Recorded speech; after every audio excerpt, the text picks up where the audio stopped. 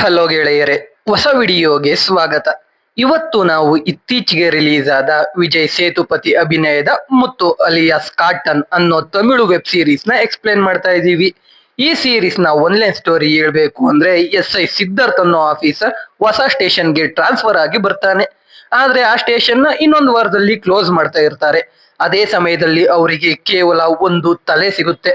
ಆ ತಲೆ ಯಾರ್ದು, ಅದು ಇವರಿಗೆ ಸಿಗೋಕೆ ಕಾರಣ ಏನು, ಸ್ಟೇಷನ್ ನ ಕ್ಲೋಸ್ ಮಾಡ್ತಾ ಇದ್ದಿದ್ದು ಯಾಕೆ, ತಲೆ ಸಿಕ್ಕಿದ್ಮೇಲೆ ಬಾಡಿ ಸಿಗುತ್ತಾ, ಅಲ್ಲಿ ತಲೆನ ತಂದಿಟ್ಟಿದ್ದು ಯಾರು, ಇಂಥ ನೂರಾರು ಪ್ರಶ್ನೆಗಳಿಗೆ ಸೀರೀಸ್ ನೋಡ್ತಾ ಉತ್ತರ ತಿಳ್ಕೊಳ್ತಾ ಹೋಗೋಣ.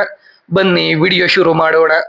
ಸೀರೀಸ್ ನ ಮೊದಲನೇ ಎಪಿಸೋಡ್ ಅಲ್ಲಿ ನಮಗೆ ಒಂದು ಊರನ್ನ ತೋರಿಸ್ತಾರೆ. ಅಲ್ಲಿ ನಮ್ಗೆ ಕಾನ್ಸ್ಟೇಬಲ್ ಆಗಿ ಕೆಲಸ ಮಾಡ್ತಾ ಇರೋ ಕಾಲಯ್ಯ ಪಾಂಡ್ಯನ್ ಅನ್ನೋ ವ್ಯಕ್ತಿನ ತೋರಿಸ್ತಾರೆ. ಅವನು ಬೆಳಿಗ್ಗೆ ಸ್ಟೇಷನ್ಗೆ ಹೋಗೋಕೆ ರೆಡಿ ಆಗ್ತಾ ಇರ್ತಾನೆ. ಅವನಿಗೆ ಲಲಿತಾ ಅನ್ನೋ ಹೆಂಡತಿ ಇರ್ತಾಳೆ. ಇಬ್ರು ಒಬ್ರನ್ನೊಬ್ರು ತುಂಬಾ ಪ್ರೀತಿ ಮಾಡ್ತಾ ಇರ್ತಾರೆ. ಲಲಿತಾ ಪಾಂಡ್ಯನ್ಗೆ ದೋಸೆ ಹಾಕೊಟ್ಟು ಬಾಕ್ಸ್ ಕೊಟ್ಟು ಸ್ಟೇಷನ್ಗೆ ಕಳಿಸ್ತಾ ಇರ್ತಾಳೆ. ಪಾಂಡ್ಯನ್ ತಾಯಿ ಕುರಿ ಕಾಯೋ ಕೆಲಸ ಮಾಡ್ತಾ ಇರ್ತಾರೆ. ಅಂದ್ರೆ ಅವ್ರ ಕುರಿ ಕಾಯ್ತಾ ಇರಲ್ಲ, ಕೆಲಸದವರನ್ನ ಇಟ್ಕೊಂಡಿರ್ತಾರೆ. ಇವ್ರ ಹತ್ರ ಸುಮಾರು 5,000 ಕುರಿಗಳು ಇರ್ತವೆ. ಅವನ್ನೆಲ್ಲ ನೋಡ್ಕೊಳ್ಳೋಕೆ ಬೇಜಾನ್ ಕೆಲಸದವರು ಇರ್ತಾರೆ. ಜೊತೆಗೆ ಕುರುಪ್ಪು ಅನ್ನೋ ಹುಡುಗ ಕೂಡ ಇರ್ತಾನೆ. ಪಾಂಡ್ಯನ್ ತಾಯಿ ಕುರಿ ಕೋಡನ್ನ ಕೀಳ್ತಾ ಇರ್ತಾರೆ. ಪಾಂಡ್ಯನ್ ತಾಯಿಗೆ ಲಲಿತಾನ ಕಂಡ್ರೆ ಆಗ್ತಾ ಇರಲ್ಲ. ಅದಕ್ಕೆ ಅವಳ ಜೊತೆ ಮಾತಾಡ್ತಾನೂ ಇರಲ್ಲ. ಪಾಂಡ್ಯನ್ ಸ್ಟೇಷನ್ ಕಡೆ ಹೋಗ್ತಾನೆ. ಈ ಕಡೆ ಕುರುಪ್ಪು ಪಾಂಡ್ಯನ್ ತಾಯಿ ಹತ್ರ ಒಂದು ಹೆಣ್ಣು ಕೊಡಿ, ನಾನು ನಿಮ್ ತರ ಕುರಿ ಕೈಕೊಂಡು ಜೀವನ ಮಾಡ್ತೀನಿ ಅಂತ ಕೇಳ್ತಾ ಇರ್ತಾನೆ. ಆದ್ರೆ ಪಾಂಡ್ಯನ್ ತಾಯಿ ಕುರುಪ್ಪು ಕೈಲಿ ನೋಡ್ಕೊಳ್ಳೋಕೆ ಆಗಲ್ಲ ಅಂತ ಕೊಡೋಕೆ ಒಪ್ಕೊಳ್ಳಲ್ಲ. ಈ ಕಡೆ ಪಾಂಡ್ಯನ್ ಸ್ಟೇಷನ್ಗೆ ಹೋಗ್ತಾನೆ. ನೋಡಿದ್ರೆ ಎಲ್ಲಾ ಕಾನ್ಸ್ಟೇಬಲ್ಗಳು ಈಚೆ ಕಿಟಕಿ ಮೇಲೆ ನಿಂತಿರ್ತಾರೆ. ಯಾಕಂದ್ರೆ ಸ್ಟೇಷನ್ ಒಳಗೆ ಹಾವು ಹೋಗಿರುತ್ತೆ. ಆ ವಿಡಿಯೋರ್ನ ಕರೆಸಿರ್ತಾರೆ. ಅದಕ್ಕೆ ಎಲ್ರು ಗಾಬರಿ ಆಗಿರ್ತಾರೆ. ಕಾನ್ಸ್ಟೇಬಲ್ಗಳು ಕಿಟಕಿ ಮೇಲೆ ನಿಂತಿದ್ರೆ SI ಸಿದ್ಧಾರ್ಥ್ ಬೀರು ಮೇಲೆ ಹತ್ತಿ ಕೂತಿರ್ತಾನೆ. ಆಗೋ ಈಗೋ ಕಡೆಗೂ ಹಾವು ಸಿಗುತ್ತೆ. ಹಾವನ್ನ ಹಿಡ್ಕೊಂಡು ಹೋಗ್ತಾರೆ. ಆ ಸ್ಟೇಷನ್ ಅಲ್ಲಿ ಕೆಲಸ ಮಾಡೋದು ಕೇವಲ 4 ಜನ: SI ಸಿದ್ಧಾರ್ಥ್, ಕಾನ್ಸ್ಟೇಬಲ್ ಪಾಂಡ್ಯನ್, ಪೌಲ್ರಾಜ್ ಮತ್ತೆ ತಂಗಮುಡಿ ಅಂತ. ಆ ಸ್ಟೇಷನ್ ಇರೋದು ಕಾಡ್ ಮಧ್ಯ. ಅಲ್ಲಿಗೆ ಯಾವುದೇ ಕೇಸ್ಗಳು ಬರ್ತಾ ಇರಲ್ಲ. ಅದಕ್ಕೆ ಆ ಸ್ಟೇಷನ್ ನ ಮುಚ್ಚಾಕೋಕೆ ಇವಾಗ ಆರ್ಡರ್ ಬಂದಿರುತ್ತೆ. ಇದನ್ನ ಕೇಳಿ ಪಾಂಡ್ಯನ್ಗೆ ಬೇಜಾರಾಗುತ್ತೆ. ಯಾಕಂದ್ರೆ ಸ್ಟೇಷನ್ ಕ್ಲೋಸ್ ಆದ್ರೆ ಸಿಟಿಗೆ ಟ್ರಾನ್ಸ್ಫರ್ ಮಾಡ್ತಾರೆ. ಅಲ್ಲಿಗೆ ಹೋದ್ರೆ ಕುರಿಗಳನ್ನ ಅವನ್ ತಾಯಿ ಒಬ್ಳೆ ನೋಡ್ಕೊಳ್ಳೋಕೆ ಆಗಲ್ಲ. ಅದಕ್ಕೆ ಇನ್ನೊಂದು ವಾರದಲ್ಲಿ ಸ್ಟೇಷನ್ ಕ್ಲೋಸ್ ಮಾಡೋಕೆ ಆರ್ಡರ್ ಬಂದಿದ್ರಿಂದ ಎಲ್ರು ಫೈಲ್ ಗಳನ್ನ ಪ್ಯಾಕ್ ಮಾಡ್ತಾ ಇರ್ತಾರೆ. ಅವಾಗ ಪಾಂಡ್ಯನ್ ಸಿದ್ಧಾರ್ಥ್ ಹತ್ರ ಹೋಗಿ 1-2 ಗಂಟೆ ಪರ್ಮಿಷನ್ ಕೊಡಿ, ಇಲ್ಲೇ 10 ಕಿಲೋಮೀಟರ್ ಒಳಗೆ ದುಡ್ಡು ಕೊಟ್ರೆ ಜೈಲಿಗೆ ಹೋಗೋರು ಸಿಗ್ತಾರಂತೆ, ಅವ್ರನ್ನ ತಂದು ಜೈಲಿಗೆ ಹಾಕ್ತೀನಿ ಅಂತಾನೆ. ಆದ್ರಿಂದ ಸ್ಟೇಷನ್ ಕ್ಲೋಸ್ ಆಗಲ್ಲ ಅಂತ ಪಾಂಡ್ಯನ್ ಅನ್ಕೊಂಡಿರ್ತಾನೆ. ಸಿದ್ಧಾರ್ಥ್ಗೂ ಆ ಸ್ಟೇಷನ್ ಕ್ಲೋಸ್ ಆಗೋದು ಇಷ್ಟ ಇರಲ್ಲ. ಯಾಕಂದ್ರೆ ಅಲ್ಲಿಗೆ ಯಾವುದೇ ಕೇಸ್ ಬರ್ದೇ ಇರೋದ್ರಿಂದ ಸ್ಟೇಷನ್ ಪ್ರಶಾಂತವಾಗಿ ಇರುತ್ತೆ. ಜೊತೆಗೆ ಕೆಲಸ ಕೂಡ ಕಡಿಮೆನೆ. ಅದಕ್ಕೆ ಸಿದ್ಧಾರ್ಥ್ ಕೂಡ ಪಾಂಡ್ಯನ್ ಜೊತೆ ಹೋಗ್ತಾನೆ. ಸುಮಾರು ದೂರ ಹೋಗಿ ಒಂದು ಅಜ್ಜಿನ ಭೇಟಿ ಆಗ್ತಾರೆ. ನೋಡಿದ್ರೆ ಆ ಅಜ್ಜಿ ಕಾಲಿನ ಹೆಬ್ಬೆರಳು ಕಟ್ಟಾಗಿರುತ್ತೆ. ಏನಾಯ್ತು ಅಂತ ಕೇಳಿದ್ರೆ ಒಂದ್ ಹಾವು ಕಚ್ಚಿತು, ಅದಕ್ಕೆ ನಾನೇ ಕಟ್ ಮಾಡ್ಕೊಂಡೆ ಅಂತಾರೆ. ಅದನ್ನ ಕೇಳಿ ಸಿದ್ಧಾರ್ಥ್ ಶಾಕ್ ಆಗಿ ಆಸ್ಪತ್ರೆಗೆ ಹೋಗೋದಲ್ವಾ ಅಂದ್ರೆ, ಆ ಅಜ್ಜಿ ಇಷ್ಟಕ್ಕೆಲ್ಲ ಯಾರ ಆಸ್ಪತ್ರೆಗೆ ಹೋಗ್ತಾರೆ, ಅರ್ಶನ ಹಚ್ಕೊಂಡಿದೀನಿ, 1 ವಾರದಲ್ಲಿ ಸರಿ ಹೋಗುತ್ತೆ ಅಂತಾಳೆ. ಇದನ್ನೆಲ್ಲ ಕೇಳಿ ಸರಿ ಬಂದಿದ್ ಕೆಲಸ ಮಾಡೋಣ ಅಂತ ಪಾಂಡ್ಯನ್ ಆ ಅಜ್ಜಿ ಬಳಿ ಇಲ್ಲೆಲ್ಲಾದ್ರೂ ದುಡ್ಡು ಕೊಟ್ರೆ ಜೈಲಿಗೆ ಹೋಗೋರು ಸಿಗ್ತಾರ ಅಂತ ಕೇಳ್ತಾನೆ. ಅದಕ್ಕೆ ಆ ಅಜ್ಜಿ ಆ ತರದೋರು ಸಿಗಲ್ಲ, ಊರಲ್ಲಿ ಕೆಲ್ಸ ಇಲ್ಲ ಅಂತ ಎಲ್ರು ಪಟ್ಟಣಕ್ಕೆ ಹೋಗ್ತಾರೆ, ಜನನೇ ಇಲ್ಲ, ಇನ್ನ ಕಳ್ಳರು ಸಿಗ್ತಾರ ಅಂತಾಳೆ. ಅಷ್ಟೇ, ಬಂದಿದ್ ಕೆಲ್ಸ ಆಗ್ಲಿಲ್ಲ ಅಂತ ಪಾಂಡ್ಯನ್ ಮತ್ತೆ ಸಿದ್ಧಾರ್ಥ್ ಎದ್ದೋಗ್ತಾರೆ. ರಾತ್ರಿ ಸ್ಟೇಷನ್ ಅಲ್ಲೇ ಎಲ್ರು ಎಣ್ಣೆ ಹೊಡಿತಾ ಇರ್ತಾರೆ. ಅಲ್ಲಿ ಸಿದ್ಧಾರ್ಥ್ ಪಾಂಡ್ಯನ್ಗೆ ಪೊಲೀಸ್ ಆಗಿರೋದು ಇಷ್ಟನ ಇಲ್ಲ ಕುರಿ ಮೇಯಿಸೋದು ಇಷ್ಟನ ಅಂತ ಕೇಳ್ತಾನೆ.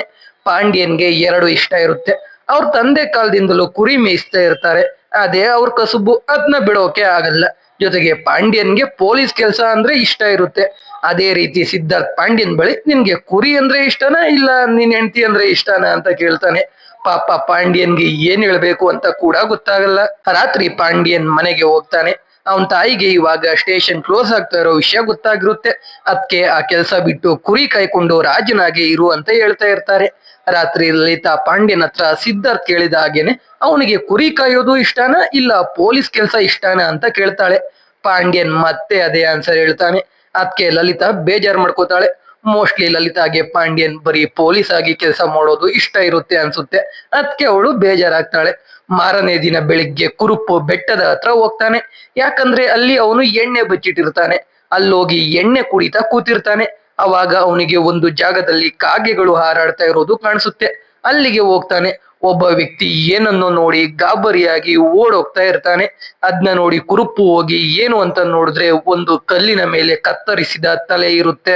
ಅದನ್ನ ನೋಡಿ ಕುರುಪ್ಪು ಕೂಡ ಗಾಬರಿಯಿಂದ ಸ್ವಲ್ಪ ದೂರ ಓಡೋಗಿ ಪಾಂಡ್ಯನ್ಗೆ ಕಾಲ್ ಮಾಡಿ ವಿಷಯ ಹೇಳ್ತಾನೆ. ಪಾಂಡ್ಯನ್ ಬೈಕ್ ತಗೊಂಡು ಆ ಜಾಗಕ್ಕೆ ಹೋಗ್ತಾನೆ. ಕುರುಪ್ಪು ತಲೆ ಇರೋ ಜಾಗಕ್ಕೆ ಕರ್ಕೊಂಡೋಗ್ತಾನೆ. ಅದನ್ನ ನೋಡಿ ಪಾಂಡ್ಯನ್ ಕೂಡ ಗಾಬರಿ ಆಗ್ತಾನೆ. ನೋಡಿದ್ರೆ ಅಲ್ಲೇ ಕಲ್ಲಿನ ಸಂದಿಯಲ್ಲಿ ಒಂದು ಬ್ಯಾಗ್ ಇರುತ್ತೆ. ಪಾಂಡ್ಯನ್ ಕುರುಪ್ಪುಗೆ ಬಾಡಿ ಸಿಗುತ್ತಾ ಅಂತ ಹುಡುಕೋಕೆ ಕಳಿಸಿ ಆ ಬ್ಯಾಗ್ ಓಪನ್ ಮಾಡ್ತಾನೆ. ಅದ್ರಲ್ಲಿ 2 ಲಕ್ಷ ದುಡ್ಡಿರುತ್ತೆ, ಜೊತೆಗೆ ಒಂದು ಲೆಟರ್ ಇರುತ್ತೆ. ಇದನ್ನ ನೋಡಿ ಪಾಂಡ್ಯನ್ ತಂಗಮುಡಿಗೆ ಕಾಲ್ ಮಾಡ್ತಾನೆ. ತಂಗಮುಡಿ ಬೆಟ್ಟದ ಕೆಳಗೆ ಇರೋ ಒಂದು ಕಲ್ಲನ್ನ ನೋಡೋಕೆ ಹೇಳ್ತಾನೆ. ತಲೆ ಏನಾದ್ರೂ ಕಲ್ಲಿನ ಬಲಭಾಗಕ್ಕೆ ಇದ್ರೆ ಅದು ಬೇರೆ ಸ್ಟೇಷನ್ ವ್ಯಾಪ್ತಿಗೆ ಸೇರುತ್ತೆ, ಎಡಭಾಗಕ್ಕೆ ಇದ್ರೆ ಮಾತ್ರ ನಮ್ ಸ್ಟೇಷನ್ಗೆ ಸೇರೋದು ಅಂತಾನೆ. ನೋಡಿದ್ರೆ ತಲೆ ಬಲಭಾಗಕ್ಕೆ ಇರುತ್ತೆ. ಆದ್ರೆ ಪಾಂಡ್ಯನ್ ಸ್ಟೇಷನ್ ಕ್ಲೋಸ್ ಆಗೋದನ್ನ ತಪ್ಸೋಕೆ ತಲೆ ಎಡಭಾಗಕ್ಕೆ ಇದೆ ಅಂತ ಸುಳ್ಳು ಹೇಳಿ ಅವನೇ ತಲೆನ ತಂದು ಕಲ್ಲಿನ ಎಡಭಾಗಕ್ಕೆ ಇಟ್ಬಿಡ್ತಾನೆ. ಅವಾಗ ಅಲ್ಲಿಗೆ ಕುರುಪ್ಪು ಬಾಡಿ ಸಿಗ್ಲಿಲ್ಲ ಅಂತ ಓಡ್ ಬರ್ತಾನೆ. ತಲೆನ ಶಿಫ್ಟ್ ಮಾಡಿರೋದು ನೋಡಿ ತಲೆ ಅಲ್ಲಿತ್ತಲ್ವಾ ಅಂತಾನೆ. ಅದಕ್ಕೆ ಪಾಂಡ್ಯನ್ ತಲೆ ಇಲ್ಲೇ ಇತ್ತು ಅಂತ ಹೇಳಿದ್ರೆ ಒಂದು ಎಣ್ಣಾರ್ ಕೊಡ್ತೀನಿ ಅಂತ ಹೇಳ್ತಾನೆ. ಅದಕ್ಕೆ ಕುರುಪ್ಪು ಸರಿ ಅಂತಾನೆ. ಆಮೇಲೆ ಅಲ್ಲಿಗೆ ತಂಗಮುಡಿ ಮತ್ತೆ ಸಿದ್ಧಾರ್ಥ್ ಬರ್ತಾರೆ. ತಲೆನ ನೋಡ್ತಾರೆ. ಅದು ವಿಜಯ್ ಸೇತುಪತಿ ಅವರ ತಲೆ. ಅವ್ರ ಹೆಸರೇನು ಅಂತ ಮುಂದೆ ನೋಡೋಣ. ಸಾಯೋವಾಗ್ಲೂ ಮುಖದ ಮೇಲೆ ಸ್ಮೈಲ್ ಇರುತ್ತೆ. ಸಿದ್ಧಾರ್ಥ್ ತಲೆ ಫೋಟೋ ತಗೋತಾನೆ. ಲೆಟರ್ ಓದ್ತಾರೆ. ಅದ್ರಲ್ಲಿ ಬ್ಯಾಗ್ ಅಲ್ಲಿ 2 ಲಕ್ಷ ಇದೆ, ನನ್ ತಲೆ ಊತಾಕೋರು ಆ ದುಡ್ಡನ್ನ ತಗೊಳ್ಳಿ, ಇಂತಿ ಅನಾಮಿಕ ಅಂತ ಇರುತ್ತೆ. ಆ ನ್ಯೂಸ್ ಮೇಲಧಿಕಾರಿಗೆ ಗೊತ್ತಾಗುತ್ತೆ. ಅವರು ಅಲ್ಲಿಗೆ ಬರ್ತಾರೆ. ಬಾಡಿ ಎಲ್ಲಿ ಅಂತ ಕೇಳ್ತಾರೆ. ಪಾಂಡ್ಯನ್ ಬಾಡಿ ಇನ್ನೂ ಸಿಕ್ಕಿಲ್ಲ ಅಂತಾನೆ. ಇಲ್ಲಿಗೆ ಎಪಿಸೋಡ್ 1 ಮುಗಿಯುತ್ತೆ. ಇವಾಗ ಎಪಿಸೋಡ್ 2 ನೋಡ್ತಾ ಹೋಗೋಣ. 2ನೇ ಎಪಿಸೋಡ್ ನ ಮೊದಲನೇ ಸೀನ್ ಅಲ್ಲಿ ನಮಗೆ ವಿಜಯ್ ಸೇತುಪತಿ ಒಂದು ಆನೆ ಮೇಲೆ ಕೂತ್ಕೊಂಡು ಹೋಗ್ತಾ ಇರೋದನ್ನ ತೋರಿಸ್ತಾರೆ. ಇವಾಗ ತಲೆ ಸಿಕ್ಕಿರೋದು ಕೂಡ ವಿಜಯ್ ಸೇತುಪತಿ ಅವ್ರದೇ. ಆದ್ರೆ ನೆನ್ಪಿರ್ಲಿ, ಇನ್ನು ವಿಜಯ್ ಸೇತುಪತಿ ಹೆಸರು ಏನು ಅಂತ ಗೊತ್ತಿಲ್ಲ, ಮುಂದೆ ಗೊತ್ತಾಗುತ್ತೆ. ಇಲ್ಲಿಗೆ ಸೀನ್ ಕಟ್ಟಾಗಿ ಇವಾಗ ನಮಗೆ ತಲೆ ಸಿಕ್ಕ ಜಾಗನ ತೋರಿಸ್ತಾರೆ. ತಲೆ ಸಿಕ್ಕ ಜಾಗಕ್ಕೆ ಸ್ನಿಫ್ ಡಾಗ್ ನ ಕರೆಸ್ತಾರೆ, ಅಂದ್ರೆ ಪೊಲೀಸ್ ನಾಯಿನ ಕರೆಸ್ತಾರೆ. ಅದು ಹೋಗಿ ತಲೆ ಮೂಸಿ ನೋಡುತ್ತೆ. ಅಲ್ಲಿಂದ ಅದು ಸುಮಾರು ದೂರಕ್ಕೆ ಹೋಗುತ್ತೆ. ಎಲ್ರು ಅದ್ರ ಹಿಂದೆನೆ ಹೋಗ್ತಾರೆ. ಅಲ್ಲಿ ಒಂದ್ ಜಾಗದಲ್ಲಿ ಆ ನಾಯಿ ನಿಂತ್ಕೊಳ್ಳುತ್ತೆ. ಆ ಜಾಗದಲ್ಲಿ ಏನಿದೆ ಅಂತ ನೋಡಿದಾಗ ಒಂದು ಮೀನಿನ ರೀತಿ ಇರೋ ಡಾಲರ್ ಜೊತೆಗೆ ರಕ್ತ ಆಗಿರೋ ದಾರ ಸಿಗುತ್ತೆ. ಆದ್ರೆ ಬಾಡಿ ಅಂತೂ ಸಿಗೋದೇ ಇಲ್ಲ. ಆಮೇಲೆ ಕುರುಪ್ಪು ತಲೆ ತಗೊಂಡೋಗೋಕೆ ಡಬ್ಬ ತರ್ತಾನೆ. ಆದ್ರೆ ತಲೆನ ಡಬ್ಬದ ಒಳಗೆ ಹಾಕೋಕೆ ಎಲ್ಲ ಭಯ ಪಡ್ತಾ ಇರ್ತಾರೆ. ಅದಕ್ಕೆ ಪಾಂಡ್ಯನ್ ಕುರುಪ್ಪುಗೆ ಆಡು ಬೇಕು ಅಂದ್ರೆ ತಲೆನ ಡಬ್ಬದ ಒಳಗೆ ಹಾಕು ಅಂತಾನೆ. ಕುರುಪ್ಪು ಆಡಿಗೋಸ್ಕರ ತಲೆ ಎತ್ತಿ ಡಬ್ಬದ ಒಳಗೆ ಹಾಕ್ತಾನೆ. ಅಲ್ಲಿಂದ ಡಬ್ಬ ತಗೊಂಡು ಆಸ್ಪತ್ರೆಗೆ ಹೋಗ್ತಾರೆ. ಆದ್ರೆ ಡಾಕ್ಟರ್ ತಲೆ ನೋಡಿ ನಗಾಡ್ತಾ ಬರೀ ತಲೆ ಹಿಡ್ಕೊಂಡು ಪೋಸ್ಟ್ ಮಾರ್ಟಮ್ ಮಾಡೋಕೆ ಆಗಲ್ಲ, ಬಾಡಿ ಸಿಕ್ಕಿದ್ರೆ ತಗೊಂಡ್ ಬನ್ನಿ ಅಂತಾರೆ. ಅದಕ್ಕೆ ಡಬ್ಬ ತಗೊಂಡು ಎಲ್ರು ವಾಪಸ್ ಸ್ಟೇಷನ್ಗೆ ಹೋಗ್ತಾರೆ. ಆ ದಿನ ರಾತ್ರಿ ಎಲ್ರು ಎಣ್ಣೆ ಹೊಡಿತಾ ಬಾಡಿ ಹೇಗೆ ಹುಡ್ಕೋದು ಅಂತ ಯೋಚನೆ ಮಾಡ್ತಾ ಇರ್ತಾರೆ. ಜೊತೆಗೆ ವಿಜಯ್ ಸೇತುಪತಿ ಸಾಯುವಾಗ್ಲೂ ಹೇಗೆ ಸ್ಮೈಲ್ ಮಾಡ್ಕೊಂಡೆ ಸತ್ತ ಅಂತ ತಲೆ ಕೆಡಿಸ್ಕೋತಾರೆ. ಮಾರನೇ ದಿನ ಬೆಳಿಗ್ಗೆ ಪಾಂಡ್ಯನ್ ತಾಯಿ ಒಂದು ಹಸು ತರ್ತಾರೆ. ಅದನ್ನ ನೋಡಿ ಲಲಿತಾ ಹೋಗಿ ಪಾಂಡ್ಯನ್ಗೆ ಹೇಳ್ತಾಳೆ. ಪಾಂಡ್ಯನ್ ಸ್ನಾನ ಮಾಡೋದ್ ಬಿಟ್ಟು ಈಚೆ ಬಂದು ಅವನ್ ತಾಯಿಗೆ ನಾನ್ ತರ್ಬೇಡ ಅಂದ್ರು ಯಾಕೆ ತಂದೆ ಅಂತ ಕೇಳ್ತಾನೆ. ಅದಕ್ಕೆ ಅವರು ನೀವೇನಿದ್ರು ಸಗಣಿ ಎತ್ತೋದ್ ಬೇಡ, ಆಳ್ ನೋಡ್ಕೋತಾರೆ ಅಂತ ಹೇಳ್ತಾಳೆ. ಅಂದ್ರೆ ಲಲಿತಾಗೆ ಮೊದ್ಲೇ ಆ ಕೆಲ್ಸ ಇಷ್ಟ ಇರಲ್ಲ. ಅದಕ್ಕೆ ಎಲ್ಲಿ ಹಸು ತಂದ್ರೆ ಅವಳ ಕೈಲಿ ಕೆಲಸ ಮಾಡಿಸ್ತಾರೆ ಅಂತ ಹಸು ತರೋದು ಬೇಡ ಅಂತ ಪಾಂಡ್ಯನ್ ಕೈಲಿ ಹೇಳಿಸಿರ್ತಾಳೆ. ಆದ್ರೆ ಲಲಿತಾ ಸೊಸೆ ಆದ್ರೆ ಪಾಂಡ್ಯನ್ ತಾಯಿ ಅತ್ತೆ. ಸೊಸೆ ಮಾತನ್ನ ಯಾವತ್ತಾದ್ರೂ ಅತ್ತೆ ಕೇಳ್ತಾಳ? ಸೊ ಕೇಳಲ್ಲ. ಇವಾಗ ಸ್ಟೇಷನ್ ನಲ್ಲಿ ಆ ತಲೆ ಫೋಟೋ ಪ್ರಿಂಟ್ ತಗೊಂಡು ನೋಟಿಸ್ ಬೋರ್ಡ್ ಗೆ ಅಂಟಿಸ್ತಾರೆ. ಆಮೇಲೆ ಪಾಂಡ್ಯನ್ ಮತ್ತೆ ಸಿದ್ಧಾರ್ಥ್ ಫೋಟೋ ಹಿಡ್ಕೊಂಡು ಅಕ್ಕಪಕ್ಕದ ಊರಿಗೆ ವಿಚಾರಿಸೋಕೆ ಹೋಗ್ತಾರೆ. ತುಂಬಾ ಕಡೆ ಕೇಳಿದ್ರು ಅವನ್ ಬಗ್ಗೆ ಏನೂ ಗೊತ್ತಾಗಲ್ಲ. ಅದಕ್ಕೆ ಕಾಫಿ ಕುಡಿಯೋಕೆ ಒಂದು ಶಾಪ್ಗೆ ಹೋಗ್ತಾರೆ. ಅಲ್ಲಿ ಒಬ್ಬ ವ್ಯಕ್ತಿಗೆ ಆ ತಲೆ ಯಾರ್ದು ಅಂತ ಗೊತ್ತಿರುತ್ತೆ. ಅದು ಮುತ್ತು ಅನ್ನೋ ವ್ಯಕ್ತಿದು. ಆದ್ರೆ ಮುತ್ತು ಸತ್ತಿರೋ ವಿಷಯ ಆ ವ್ಯಕ್ತಿಗೆ ಇನ್ನೂ ಗೊತ್ತಿರಲ್ಲ. ಅದಕ್ಕೆ ಆ ವ್ಯಕ್ತಿ ಸಿದ್ಧಾರ್ಥ್ ಮತ್ತೆ ಪಾಂಡ್ಯನ್ಗೆ ನೀವೇನೇ ಮಾಡಿದ್ರು ಮುತ್ತುನ ಹುಡುಕೋಕೆ ಆಗಲ್ಲ ಅಂತ ಹೇಳ್ತಾನೆ. ಅದಕ್ಕೆ ಸಿದ್ಧಾರ್ಥ್ ಅವನ ಆಲ್ರೆಡಿ ಸತ್ತೋಗಿದ್ದಾನೆ, ಆದ್ರೆ ಬಾಡಿ ಸಿಕ್ಕಿಲ್ಲ, ಅದಕ್ಕೆ ಹುಡುಕ್ತಾ ಇದೀವಿ, ಇವನ್ ಬಗ್ಗೆ ಏನ್ ಗೊತ್ತು ಅಂತ ಕೇಳ್ತಾನೆ. ಆ ವ್ಯಕ್ತಿ ಒಂದು ಫ್ಲಾಶ್ ಬ್ಯಾಕ್ ಹೇಳ್ತಾನೆ. ಈ ಎಲ್ಲಾ ಕತೆ ನಡೀತಾ ಇರೋದು 2017ರಲ್ಲಿ. ಅದರಿಂದ 3 ವರ್ಷದ ಹಿಂದೆ ಅಂದ್ರೆ 2014ರಲ್ಲಿ ಒಂದೂರಲ್ಲಿ ಜಾತ್ರೆ ನಡೀತಾ ಇರುತ್ತೆ. ಅಲ್ಲಿಗೆ ಡ್ಯಾನ್ಸ್ ಮಾಡೋಕೆ ಕಣ್ಮಣಿ ಡ್ಯಾನ್ಸ್ ಗ್ರೂಪ್ ಬರುತ್ತೆ. ಅದ್ರಲ್ಲಿ ಮೇನ್ ಆಗಿ ಮೀನಾ ಅನ್ನೋ ಡ್ಯಾನ್ಸರ್ ಇಂದ ಆ ಡ್ಯಾನ್ಸ್ ಗ್ರೂಪ್ ಫೇಮಸ್ ಆಗಿರುತ್ತೆ. ಆ ಗ್ರೂಪ್ ನ ಬೌನ್ಸರ್ರೇ ಮುತ್ತು. ಅವ್ರಿಗೆ ಜನಗಳ ಮಧ್ಯೆ ಪ್ರೊಟೆಕ್ಷನ್ ಕೊಡೋಕೆ ಇರ್ತಾನೆ. ಎಲ್ರು ಸೇಫ್ ಆಗಿ ಕರ್ಕೊಂಡೋಗಿ ರೂಮ್ಗೆ ಬಿಡ್ತಾನೆ. ಇದನ್ನೆಲ್ಲ ಇವಾಗ ಸಿದ್ಧಾರ್ಥ್ಗೆ ಹೇಳ್ತಿರೋ ವ್ಯಕ್ತಿ ಅಂಟಿ ಸತ್ತು ಸುಮಾರು ವರ್ಷ ಆಗಿರುತ್ತೆ. ಅದಕ್ಕೆ ಅಣ್ತಮ್ಮ ಸ್ವಲ್ಪ ನಾಟಿ ಆಗಿರ್ತಾನೆ. ಆ ಗ್ರೂಪ್ ಹುಡುಗಿಯರು ಡ್ರೆಸ್ ಚೇಂಜ್ ಮಾಡೋದನ್ನ ನೋಡೋಕೆ ಹೋಗ್ತಾ ಇರ್ತಾನೆ. ಆದ್ರೆ ಮುತ್ತು ಬಿಡಲ್ಲ. ಆ ವ್ಯಕ್ತಿ ಹೋದ್ಸಲ ಹುಡುಗಿ ಡ್ರೆಸ್ ಹಾಕೊಂಡು ಒಬ್ಬ ಹುಡುಗ ಬಂದಿದ್ದ, ಅದಕ್ಕೆ ನಾನ್ ಚೆಕ್ ಮಾಡೋಕೆ ಬಂದೆ ಅಂತಾನೆ. ಅದನ್ನ ಕೇಳಿ ಮುತ್ತು, ಹೌದಾ, ಹಾಗಿದ್ರೆ ಡ್ಯಾನ್ಸ್ ಆದ್ಮೇಲೆ ಮತ್ತೆ ಚೇಂಜ್ ಮಾಡೋಕೆ ಬರ್ತಾರೆ, ಅವಾಗ ಬನ್ನಿ ಬಿಡ್ತೀನಿ ಅಂತಾನೆ. ಆ ವ್ಯಕ್ತಿ ಕುಡ್ದಿರ್ತಾನೆ, ಸರಿ ಅನ್ಕೊಂಡು ಹೋಗ್ಬಿಡ್ತಾನೆ. ಡ್ಯಾನ್ಸ್ ನಡೆಯೋ ಟೈಮಲ್ಲಿ ಎರಡು ಊರಿನ ಹುಡುಗರಿಗೆ ಗಲಾಟೆ ಆಗುತ್ತೆ. ಅದರಿಂದ ಜಾತ್ರೆ ಎಲ್ಲಾ ಹಾಳಾಗುತ್ತೆ. ಡ್ಯಾನ್ಸ್ ಗ್ರೂಪ್ ಅವರು ಹೊರಟೋಗ್ತಾರೆ. ಇದೆಲ್ಲ ನಡೆದಿರೋದು 2014ರಲ್ಲಿ. ಇದನ್ನೆಲ್ಲ ಇವಾಗ ಆ ವ್ಯಕ್ತಿ ಸಿದ್ಧಾರ್ಥ್ ಮತ್ತೆ ಪಾಂಡ್ಯನ್ಗೆ ಹೇಳ್ತಾನೆ. ಇದನ್ನೆಲ್ಲ ಕೇಳ್ಕೊಂಡು ಪಾಂಡ್ಯನ್ ಮತ್ತೆ ಸಿದ್ಧಾರ್ಥ್ ಅಲ್ಲಿಂದ ಹೋಗ್ತಾರೆ. ಮಾರನೇ ದಿನ ಪಾಂಡ್ಯನ್ ಅವನ ಹೆಂಡತಿ ಜೊತೆ ಒಂದು ಹೋಟೆಲ್ಗೆ ಹೋಗಿ ಊಟ ಮಾಡ್ತಾ ಬಿಲ್ ಕೊಡೋಕೆ ಹೋದಾಗ ಪಾಂಡ್ಯನ್ ಪರ್ಸ್ ಅಲ್ಲಿ ಮುತ್ತು ಫೋಟೋ ಇರೋದನ್ನ ನೋಡಿ ಲಲಿತಾ ಆ ಫೋಟೋನ ತೆಗೆದು ಹೋಟೆಲ್ ಓನರ್ ಸೆಲ್ವಂಗೆ ತೋರಿಸಿ, ಇವ್ರು ಗೊತ್ತಾ ಅಂತ ಕೇಳ್ತಾಳೆ. ಅದಕ್ಕೆ ಸೆಲ್ವಂ, ಗೊತ್ತಾ, ಇವರೇ ನನ್ಗೆ ಈ ಹೋಟೆಲ್ ಕೊಟ್ಟಿದ್ದೇವ್ರು, ನನ್ನ ಗುರುಗಳು ಅಂತ ಹೇಳ್ತಾ ಹಾಗೆ ಒಂದು ಫ್ಲಾಶ್ ಬ್ಯಾಕ್ ಹೇಳ್ತಾನೆ. 4 ವರ್ಷದ ಹಿಂದೆ ಅಂದ್ರೆ 2013ರಲ್ಲಿ ಮುತ್ತು ಒಂದು ಕೇರಳ ರಿಜಿಸ್ಟರ್ ವೆಹಿಕಲ್ ತಗೊಂಡು ಎಲ್ಲಿಗೋ ಹೋಗ್ತಾ ಇರ್ತಾನೆ. ಅವಾಗ ಊಟ ಮಾಡೋಕೆ ಜೀಪ್ ನಿಲ್ಸಿ ಹೈವೇ ಸೈಡ್ ಅಲ್ಲಿ ಇರೋ ಒಂದು ಹೋಟೆಲ್ಗೆ ಹೋಗ್ತಾನೆ. ಆ ಹೋಟೆಲ್ ಅಲ್ಲೇ ಈ ಸೆಲ್ವಂ ಸಪ್ಲೈಯರ್ ಆಗಿ ಕೆಲಸ ಮಾಡ್ತಾ ಇರ್ತಾನೆ. ಆ ಹೋಟೆಲ್ ಓನರ್ ಸೆಲ್ವಂಗೆ ವಯಸ್ಸಾಗಿದೆ ಅಂತಾನು ನೋಡದೆ ಮರ್ಯಾದೆನೆ ಕೊಡ್ತಾ ಇರಲ್ಲ. ಅದನ್ನ ಪರೋಟ ತಿಂತ ಮುತ್ತು ಅಬ್ಸರ್ವ್ ಮಾಡ್ತಾನೆ. ಊಟ ಆದ್ಮೇಲೆ ಓನರ್ ಹತ್ರ ಹೋಗಿ ಹೋಟೆಲ್ಗೆ ಇನ್ವೆಸ್ಟ್ಮೆಂಟ್ ಎಷ್ಟು ಹಾಕಿದ್ದಾರೆ, ಅದರಿಂದ ಎಷ್ಟು ಪ್ರಾಫಿಟ್ ಆಗುತ್ತೆ ಅಂತ ಎಲ್ಲ ತಿಳ್ಕೊತಾನೆ. ಆಮೇಲೆ ಅವನ್ ಜೀಪ್ ಹತ್ರ ಹೋಗ್ತಾನೆ. ಸುತ್ತಮುತ್ತ ನೋಡ್ತಾ ಒಂದು ಕೀ ತಗೊಂಡು ಜೀಪ್ ಕೆಳಗಡೆ ಇರೋ ಒಂದು ಬಾಕ್ಸ್ ನ ಓಪನ್ ಮಾಡ್ತಾನೆ. ನೋಡಿದ್ರೆ ಬಾಕ್ಸ್ ತುಂಬಾ ಕಂತೆ ಕಂತೆ ದುಡ್ಡಿರುತ್ತೆ. ಅದ್ರಲ್ಲಿ ಮುತ್ತು 10 ಲಕ್ಷ ದುಡ್ಡು ತಗೊಂಡ್ ಬಂದು ಆ ಹೋಟೆಲ್ ಓನರ್ಗೆ ಕೊಟ್ಟು ಆ ಹೋಟೆಲ್ ನ ಖರೀದಿ ಮಾಡಿ ಅದಕ್ಕೆ ಸೆಲ್ವಂನ ಓನರ್ ಆಗಿ ಮಾಡ್ತಾನೆ.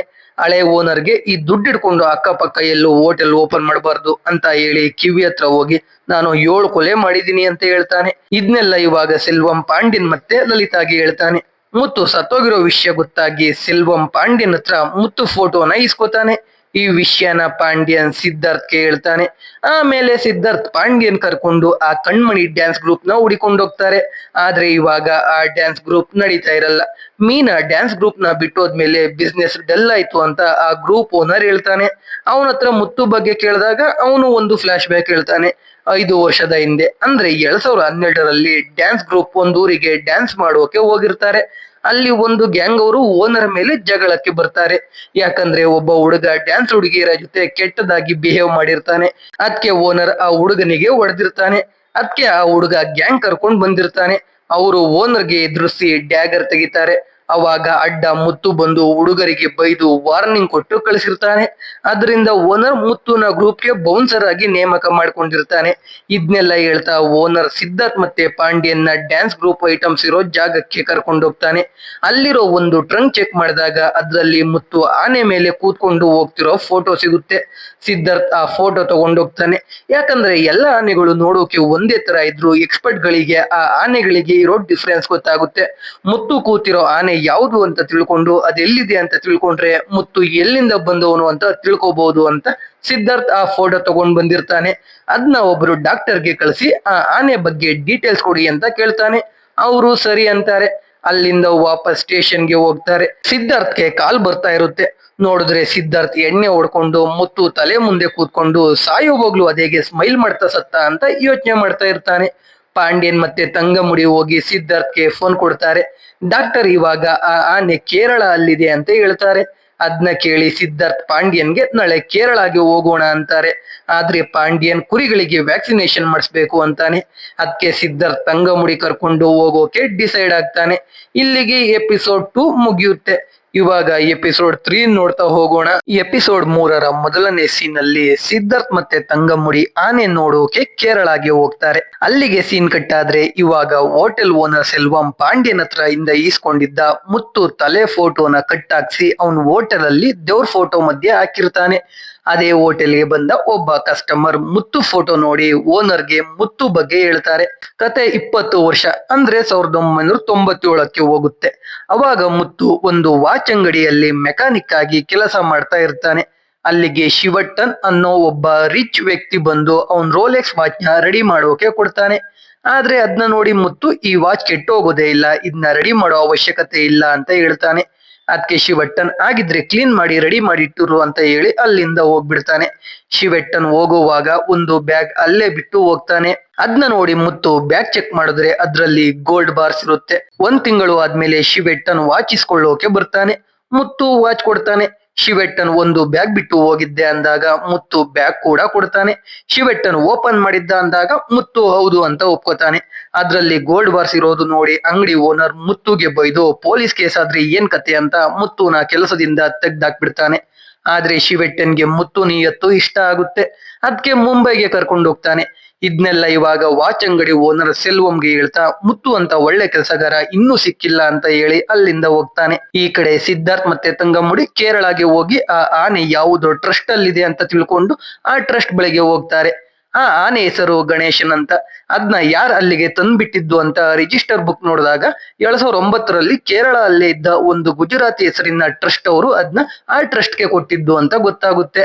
ಅದರ ಅಡ್ರೆಸ್ ತಗೋತಾರೆ. ಅಲ್ಲಿಂದ ಇಬ್ರು ಆ ಏರಿಯಾ ಸ್ಟೇಷನ್ಗೆ ಹೋಗಿ SI ನ ಭೇಟಿಯಾಗಿ ಎಲ್ಲಾ ವಿಷಯ ಹೇಳಿ ಅಡ್ರೆಸ್ ತೋರಿಸ್ತಾರೆ. ಇವಾಗ ಆ ಟ್ರಸ್ಟ್ ಒಂದು ಅನಾಥಾಶ್ರಮ ಆಗಿ ಬದಲಾಗಿರುತ್ತೆ. ಅದಕ್ಕೆ SI ವಿನಯನ್ ಅನ್ನೋ ತಮಿಳು ಕಾನ್ಸ್ಟೇಬಲ್ ನ ನಿಮ್ ಜೊತೆ ಕಳಿಸ್ತೀನಿ ಅಂತ ಹೇಳ್ತಾರೆ. ವಿನಯನ್ ಯಾವುದೋ ಕೇಸ್ ಮೇಲೆ ಈಚೆ ಹೋಗಿರ್ತಾನೆ. ಅದಕ್ಕೆ ತಂಗಮುಡಿ ವಿನಯನ್ ನಂಬರ್ ತಗೊಂಡು ಸ್ಟೇ ಆಗೋಕೆ ಒಂದು ಲಾಡ್ಜ್ಗೆ ಹೋಗ್ತಾರೆ. ಎಲ್ಲಾ ಖರ್ಚನ್ನ ತಂಗಮುಡಿ ಒಂದು ಬುಕ್ ಅಲ್ಲಿ ಬರ್ದಿಟ್ಕೊಳ್ತಾ ಇರ್ತಾನೆ. ಅದಕ್ಕೆ ಸಿದ್ಧಾರ್ಥ್ ಲೆಕ್ಕ ಪಕ್ಕ ಇರ್ಬೇಕು, ಜಾಸ್ತಿ ಬರಿಬೇಡ ಅಂತ ಹೇಳ್ತಾನೆ. ಇದರಿಂದ ಸಿದ್ಧಾರ್ಥ್ ಎಷ್ಟು ನಿಯತ್ತಿನ ಪೊಲೀಸ್ ಅಂತ ಗೊತ್ತಾಗುತ್ತೆ. ಈ ಕಡೆ ಪಾಂಡ್ಯನ್ ತಾಯಿ ಹಸು ಸಗಣಿ ಎತ್ತುತ್ತಾ ಇರ್ತಾರೆ. ಅದ್ನ ನೋಡಿ ಕುರುಪು ನೀವೇ ಕೆಲಸ ಮಾಡ್ತಾ ಇದ್ದೀರಾ ಅತ್ತಿಗೆಗೆ ಹೇಳಿ ಅಂತಾನೆ. ಅದಕ್ಕೆ ಪಾಂಡ್ಯ ತಾಯಿ ಇದ್ನೇನಾದ್ರೂ ಅವಳಿಗೆ ಹೇಳಿದ್ರೆ ಕುಡಿಯೋ ಕಾಫಿಗೆ ವಿಷ ಕೊಡ್ತಾಳೆ ಅಂತ ಹೇಳ್ತಾಳೆ.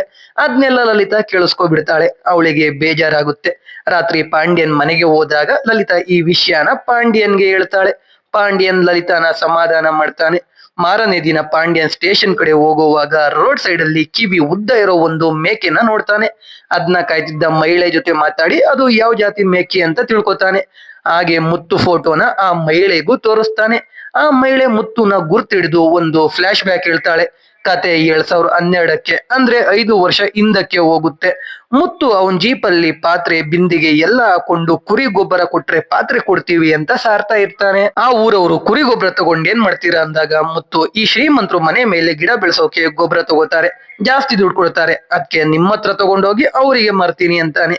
ಎಲ್ರು ಸರಿ ಅಂತ ಅವ್ರ ಮನೆ ಇದ್ದ ಗೊಬ್ಬರ ತಂದ್ಕೊಟ್ಟು ದುಡ್ಡು ಪಾತ್ರೆ ಬಿಂದಿಗೆ ಎಣ್ಣೆ ಎಲ್ಲಾ ತಗೊಂಡೋಗ್ತಾರೆ. ರಾತ್ರಿ ಆಗುತ್ತೆ. ಮುತ್ತು ಗೊಬ್ಬರ ತಗೊಂಡೋಗ್ಬೇಕಾದ್ರೆ ಒಬ್ಬ ಫ್ರೀ ಆಗಿ ಇನ್ನೊಂದ್ ಬಾಟ್ಲಿ ಕೊಡಿ ಅಂತ ಕೇಳ್ತಾನೆ. ಮುತ್ತು ಆಲ್ರೆಡಿ ಒಂದ್ ಬಾಟ್ಲಿ ಕೊಟ್ಟಿದ್ದೀನಿ ಕೊಡಲ್ಲ ಅಂತ ಹೇಳಿ ಅಲ್ಲಿಂದ ಹೋಗ್ತಾನೆ. ಆದ್ರೆ ಮುತ್ತು ಗೊಬ್ಬರ ತಗೊಂಡೋಗಿ ಊರಿನ ಈಚೆ ಸುರಿತಾನೆ. ಅದ್ನ ಆ ಎಣ್ಣೆ ಕೇಳಿದ್ದ ವ್ಯಕ್ತಿ ನೋಡಿ ಊರವರಿಗೆ ಹೇಳಿರ್ತಾನೆ. ಆದ್ರೆ ಮುತ್ತು ಗೊಬ್ಬರ ತಗೊಂಡೋಗಿ ಅಲ್ಯಾಕ್ ಸುರ್ದ ಅಂತ ಯಾರಿಗೂ ಗೊತ್ತಾಗಲ್ಲ. ಇದ್ನೆಲ್ಲ ಆ ಮಹಿಳೆ ಪಾಂಡ್ಯನ್ಗೆ ಹೇಳ್ತಾಳೆ. ಆಮೇಲೆ ಮುತ್ತುನ ಎಲ್ಲೂ ನೋಡಿಲ್ಲ ಅಂತ ಹೇಳ್ತಾಳೆ. ಈ ಕಡೆ ಸಿದ್ಧಾರ್ಥ್ ಮತ್ತೆ ತಂಗಮ್ಮುಡಿ ವಿನಯನ್ ಜೊತೆ ಆಶ್ರಮ ಆಗಿ ಬದಲಾಗಿರೋ ಟ್ರಸ್ಟ್ ಬಳಿಗೆ ಹೋಗ್ತಾರೆ. ಅಲ್ಲಿಯ ಮ್ಯಾನೇಜರ್ಗೆ ಮುತ್ತು ಸತ್ತಿರೋದು ಗೊತ್ತಾಗಿ ಬೇಜಾರಾಗ್ತಾನೆ. ಆದ್ರೆ ಆ ಮ್ಯಾನೇಜರ್ಗೂ ಮುತ್ತು ಬಗ್ಗೆ ಏನು ಗೊತ್ತಿರಲ್ಲ. ಆ ಟ್ರಸ್ಟ್ ನ ಶಿವೆಟ್ಟನ್ ನೋಡ್ಕೊಳ್ತಾ ಇರ್ತಾನೆ. ಶಿವೆಟ್ಟನ್ನೇ ಮುತ್ತುನ ಕರ್ಕೊಂಡ್ ಬಂದಿದ್ದು ಅಂತ ಹೊಸ ಮ್ಯಾನೇಜರ್ ಹೇಳ್ತಾನೆ. ಆಮೇಲೆ ವಿನಯನ್ ಆ ಆಶ್ರಮದ ಬಳಿ ನಡೆದ ಒಂದು ಘಟನೆನ ಹೇಳ್ತಾನೆ. 2009ರಲ್ಲಿ ಅಂದ್ರೆ 8 ವರ್ಷದ ಹಿಂದೆ ಅಲ್ಲಿ ಮಕ್ಕಳ ಫಂಕ್ಷನ್ ನಡೀತಾ ಇರುತ್ತೆ. ಅವಾಗ ಅಲ್ಲಿ ಒಂದು ಬಾಂಬ್ ಬ್ಲಾಸ್ಟ್ ಆಗಿರುತ್ತೆ. ಇದನ್ನ ತೋರಿಸ್ತಾ ಈ ಎಪಿಸೋಡ್ ನ ಮುಗಿಸ್ತಾರೆ. ಇನ್ನ ಈ ಸೀರೀಸ್ ಅಲ್ಲಿ 7 ಎಪಿಸೋಡ್ಗಳಿವೆ. ಈ ವಿಡಿಯೋಗೆ ಅಟ್ಲೀಸ್ಟ್ 5K ವ್ಯೂಸ್ ಬಂದ್ರೆ ಮುಂದಿನ ಎಪಿಸೋಡ್ ಗಳನ್ನ ಇನ್ನೊಂದು ವಿಡಿಯೋ ಅಲ್ಲಿ ಎಕ್ಸ್ಪ್ಲೇನ್ ಮಾಡ್ತೀವಿ. ಇಲ್ಲ ಅಂದ್ರೆ ಈ ಸೀರೀಸ್ ನ ಮೊದಲನೇ ಮತ್ತೆ ಕೊನೆ ವಿಡಿಯೋ ಇದೇ ಆಗಿರುತ್ತೆ. ಸೊ ಮುಂದೆ ಏನಾಗುತ್ತೆ ಅನ್ನೋ ಕುತೂಹಲ ಇದ್ರೆ ಸಬ್ಸ್ಕ್ರೈಬ್ ಮಾಡ್ಕೊಂಡು ನೋಟಿಫಿಕೇಶನ್ ಆನ್ ಮಾಡ್ಕೊಳ್ಳಿ. ಮತ್ತೆ ಇನ್ನೊಂದು ಸೂಪರ್ ಆಗಿರೋ ವಿಡಿಯೋ ಜೊತೆ ಸಿಗ್ತೀನಿ. ಜೈ ಕರ್ನಾಟಕ.